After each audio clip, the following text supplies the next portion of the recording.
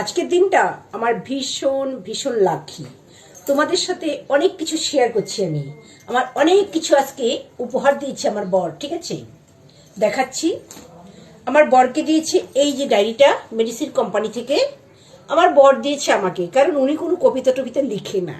আমি যেহেতু লিখি, এই যে দেখতে পাচ্ছ এই ডায়েরিটা আমাকে উপহার দিয়েছে। তার সাথে অনলাইনে শাড়ি অর্ডার করেছিল সামনে আমাদের বিবাহবার্ষিক। কিন্তু দুঃখের বিষয়, আমি আগেই খুলে ফেলেছি, খুলে দেখেছি।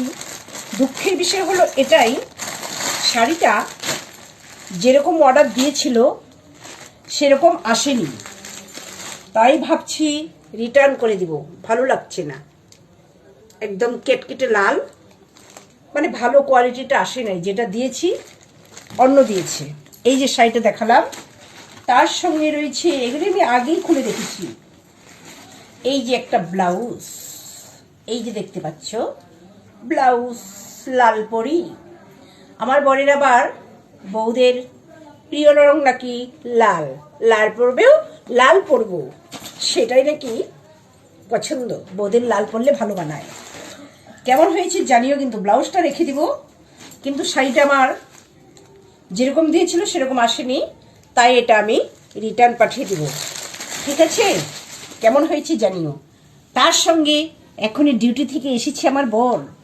এদিকে আমি 2 কেজি আবার বেড়ে গিয়েছি। আর এই যে এসব জিনিস খাওয়ালে পারবো না, বলো তো বন্ধুরা? এবার যখন নিয়ে আসে, না খেলে কি ফেলে দিব? খেতে তো হবেই। এই যে দেখতে পাচ্ছ চা বানিয়েছি, ও কালারটা দেখো, জাস্ট অসাধারণ।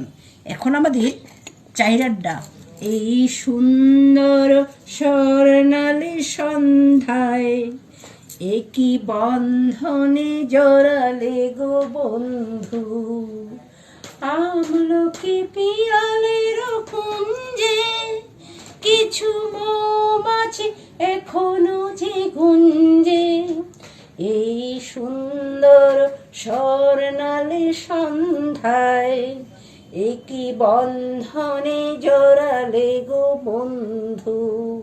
ভীষণ খুশি, তাই ও জাস্ট দারুণ, একদম গরম গরম। কে কি খাবে চলে এসো।